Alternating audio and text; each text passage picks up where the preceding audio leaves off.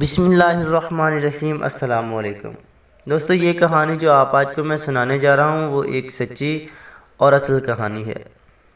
دوستو، یہ کہانی ایک سیاہ عورت کی ہے جو کہ اپنی ہوس کی لالچ میں ڈوب کر، اچھا کھانے پینے کی لالچ میں ڈوب کر اور اپنی ہوس کو کنٹرول نہ کرتے ہوئے ایک ایسی عورت بن گئی جس کا عبرت ناک انجام ہونا تھا۔ دوستو، یہ عورت جس کا نام نازیہ تھا وہ اپنے باپ کی اکلوتی بیٹی تھی۔ ماں باپ بہت ہی غریب تھے۔ باپ مزدوری کر کے جو بھی کماتا اس سے 2 وقت کی روکھی سوکھی روٹی پوری ہو جاتی۔ اس کا چچا زاد جس کا نام راشد تھا وہ اس پہ بہت مرتا تھا، لیکن وہ حسین ہونے کی وجہ سے اسے گھاس نہ ڈالتی تھی۔ اسے شروع سے ہی امیر زادوں کی بیوی بننے کا شوق تھا۔ روٹی کو تو وہ ترس چکی تھی۔ جو ہی وہ جوان ہوئی تو اس کے ارمان بھی جوان ہوتے گئے۔ گلی کے کئی لڑکے اس پر مرتے تھے۔ بے حد حسین تھی، اسے اسی بات کا غرور تھا۔ جلد ہی اس نے ایک آدھے لڑکے کو اپنے جال میں پھنسا لیا اور بات کر کے اس سے کھانا منگوانا شروع کر دیا۔ وہ اپنی عزت کی حدود کو جانتی تھی، مگر اس کا مقصد یہی تھا کہ صرف وہ باہر کی دنیا کو گھومتی اور اچھا کھاتی پیتی۔ اس کے باپ کو اس کے حالات کا علم ہو چکا تھا تو اس نے زبردستی چچا زاد راشد سے اس کا نکاح پڑھوا دیا۔ اب وہ راشد کی بیوی بن چکی تھی اور وہ اسی کے گھر میں ہی رہتی تھی۔ راشد جیسے سموسوں کی ریڑھی لگاتا تھا۔ شادی کے شروع میں تو وہ اچھا خاصا کماتا رہتا تھا، مگر آہستہ آہستہ اس کا کام تھوڑا ڈاؤن ہونا شروع ہو گیا۔ راشد تو اس کو بالکل ہی پسند نہ تھا اور اسے جب محبت کی نظروں سے دیکھتا تو اسے وہ خوب ڈانٹتی اور اپنی طرف دیکھنے سے بھی منع کر دیتی۔ راشد بھی اس حسن کا اسیر تھا اور وہ اس سے اولاد کی خواہش کرتا، مگر نازیہ جانتی تھی کہ وہ اسے پیٹ بھر کر کھانا نہیں کھلا سکتا تو اس کی اولاد کو کیا کھلائے گا۔ اس لیے اس نے اولاد نہ پیدا کرنے کی ٹھان لی۔ اب راشد بھی روز آگ بگالے ہوتا اور وہ خوب مار پیٹ کرتا کہ میری شادی بھی ہو چکی ہے لیکن مجھے اولاد کی طلب ہے، لیکن نازیہ اولاد پیدا کرنے سے انکار کر دیتی۔ وہ روز روز راشد کی مار پیٹ کھا کر تنگ آ چکی تھی۔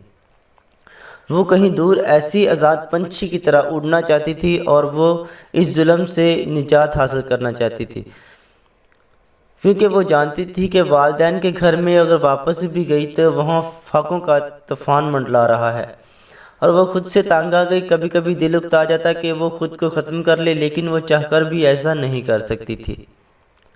راشد کا چھوٹا بھائی یعنی کہ اس کا دیور بشیر، جو کہ راشد کے ساتھ رہتا اور فیکٹری میں کام کرتا، اکثر ان کے گھر آتا اور شہر کی بڑی بڑی باتیں کر کر نازیہ کا دل چاہتا کہ وہ شہر جائے اس کے ساتھ اور ڈھیروں پیسوں دیکھے اور وہ ملکہ بن کر رہے اور راج کرے۔ وہ جانتی تھی کہ راشد کے پاس اپنے گھر میں سونا موجود ہے اور وہ بڑی ساری رقم بھی جمع کر چکا ہے، مگر پھر بھی وہ اس تک رسائی حاصل نہ کر سکتی تھی۔ اس نے راشد کے چھوٹے بھائی کو اپنی زلفوں کا اسیر بنانے کی کوشش کی۔ جلد ہی وہ اس کھیل میں بھی کامیاب ہو گئی۔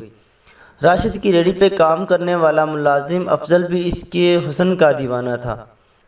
وہ انہیں اچھے برے حالاتوں میں زندگی گزار رہی تھی۔ وہ اچانک ایسے غم کی آندھی چلی جو خوشیاں اپنے ساتھ بہا کر لے گئی۔ وہ روتی رہتی، بلکتی رہتی، زور زور سے چیختی رہتی، مگر کوئی بھی اس کی مدد کو نہ آتا۔ اس بھیانک رات میں نقاب پوش ڈاکوؤں نے زبردستی گھر میں گھس کر فائرنگ کی۔ فائر راشد کے سینے میں لگا اور وہ وہیں دم توڑ گیا۔ راشد کے سینے میں فائر لگنے کی جو وجہ تھی وہ اصل کہانی ہم آپ کو بتائیں گے۔ جب لوگ سب رات کو آرام کی نیند سو رہے تھے، اس نے اپنی چیخوں میں سب کو جگا دیا۔ اس کی دردناک چیخوں سے ہر کوئی غم میں مبتلا نظر آیا۔ گھر میں زیور باقی پیسے جو بھی تھے وہ اس نازیہ کے نام ہو چکے تھے۔ وہ سارا دن شوہر کی یاد میں روتی، پھر جلد ہی شہر چھوڑ کر اس نے دور جا کر بسنے کا ارادہ کر لیا۔ شاید وہ اپنے خوابوں کی تعبیر چاہتی تھی، جہاں اس کو کوئی روک ٹوک نہ ہو، وہ اپنی مرضی سے زندگی گزار سکتی اور اپنے محبوب کی سرگوشیاں کو حاصل کر سکتی۔ لیکن کبھی کبھی چیخ اٹھتی۔ روز رات کو سوتے ہوئے اس کا ضمیر اسے بے چین ہو کر اسے پکارتا، مگر وہ اسے خیالوں کو جھٹک کر سو جاتی۔ شہر میں آ کر اس نے محبوب کو بھی چھوڑ دیا اور اب وہ نئے کاموں میں ملوث ہو چکی تھی۔ شراب نوشی، حسین راتیں اس کی زندگی کا محمور بن چکی تھی۔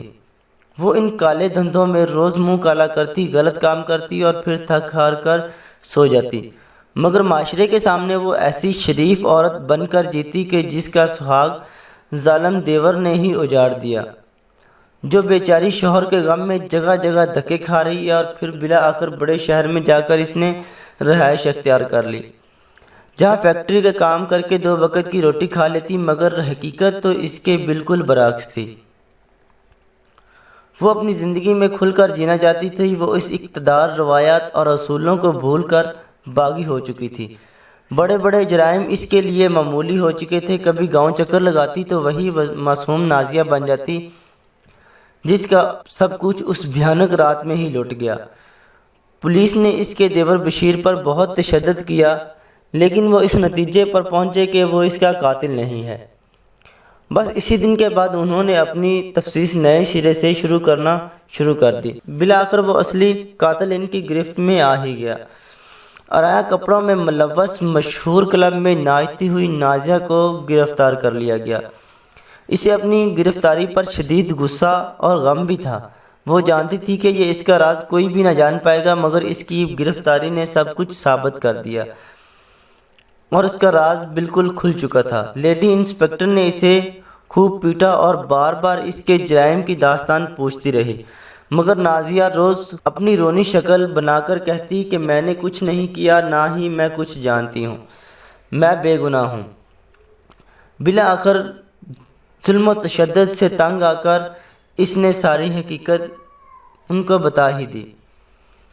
کہنے لگی راشد مجھ پہ ظلم کرتا تھا، اچھا پیسہ ہونے کے باوجود بھی مجھے روٹی نہیں کھلاتا تھا، روز مارتا تھا، کبھی اولاد کی خواہش کرتا تو کبھی جسمانی تعلق کی۔ میں اس سے اکتا گئی تھی، پھر اس کا شہر بھائی سے آیا تو میں نے اس کو اپنی زلفوں کا اسیر بنا لیا۔ ادھر راشد کی ریڑھی پہ کام کرنے والا افضل بھی اس کا دیوانہ تھا۔ افضل کا کچھ بدماشوں سے رابطہ تھا، اس نے افضل کے ساتھ مل کر اپنے شوہر کو ختم کرنے کا منصوبہ بنایا۔ وہ جانتی تھی کہ میرا دیور شراب کا عادی ہے، مگر شراب پی کر ہمارے گھر آ جاتا۔ اس روز بھی اس نے خوب شراب پی ہوئی تھی، اسے نیند کی گولیاں کھلا دی اور اپنے منصوبے کو پورا کرنے کے لیے وہ نکل پڑے۔ افضل کا چہرہ تو نقاب سے ڈھکا ہوا تھا، اس کے ساتھ 2 لوگ اور بھی تھے۔ وہ گھر میں داخل ہوئے تو اس نے اچانک شور ڈالا، میرا شوہر باہر آیا۔ میں نے تھوڑی ہی لڑائی کے بعد فائر اس کے سینے پہ مارا اور وہیں خود ہی پھوٹ پھوٹ کر رونے لگی، اپنے کپڑے پھاڑنے لگی۔ پھر افضل نے اسے پستول بشیر کے ہاتھ پکڑا کر صحن میں لٹا دیا۔ اس نے پولیس کو یہی بیان دیا کہ یہ ظالم میری عزت لوٹنا چاہتا تھا اور میری عزت کا رکھوالا میرا شوہر اس کا سگا بھائی جو کہ موت کا شکار ہو گیا، اور اس صدمے میں یہ بے ہوش ہو گیا۔ میں افضل کے ساتھ کئی دن شہر میں رہی، مجھے بے وفائی ملی اور پھر اسے چھوڑ کر میں نشہ کرنا شروع کر دیا۔ میں نے اپنے آپ کو باغی بنانا چاہا، اپنی مرضی سے جینا چاہتی تھی، مگر یہ سب غلط، حرام حلال کی تمیز اور اقتدار، روایات کو سب بھول چکی تھی۔ میں بہت بری عورت ہوں۔ وہ اپنا بیان دیتے ہی پھوٹ پھوٹ کر رونے لگی۔ لیڈی پولیس نے بیان لکھنے کے بعد نازیہ سے کہا اب پچھتانے کا کیا فائدہ؟ جب تمہیں اللہ نے عزت کی زندگی گزارنے کا موقع دیا تو تم نے اس کی قدر نہ کی اور یہ سوچا نہیں کہ دنیا ایک دھوکہ ہے اور یہ دھوکہ دے سکتی ہے، مگر تم بھول گئی اصلی طاقت تو اللہ کے پاس ہی ہے۔ مجرم چاہے کتنا ہی بڑا کیوں نہ ہو، کتنا ہی چلاک کیوں نہ ہو، آخر پولیس تو پولیس ہوتی ہے، وہ اسے پکڑ ہی لیتی ہے۔ ایسے نازیہ اپنے سیاہ انجام کو پہنچی۔ دوستو، ہمیں بھی اپنے ہی لالچ میں گم نہیں ہونا چاہیے، بلکہ اقتدار اور روایت کا خیال رکھتے ہوئے عورت کو بھی چاہیے کہ پردے میں رہے تاکہ کوئی بھی اس کے حسن کا اسیر نہ ہو سکے، کیونکہ اللہ پاک نے عورت کو اتنی ہی عقل، شعور اور خوبصورت سے نوازا ہے تو وہ اپنی خوبصورتی دنیا کو نہ دکھائے بلکہ اپنے شوہر کو ہی دکھائے۔ مزید ایسی ویڈیو دیکھنے کے لیے ہمارے چینل اعجاز پردیسی ٹی وی کو سبسکرائب کریں، ویڈیو کو لائک کریں اور کمنٹ سیکشن میں اپنی رائے کا اظہار ضرور کیجیے گا۔ کبھی آپ نے ایسی عورت کا قصہ سنا ہو تو۔ اللہ حافظ۔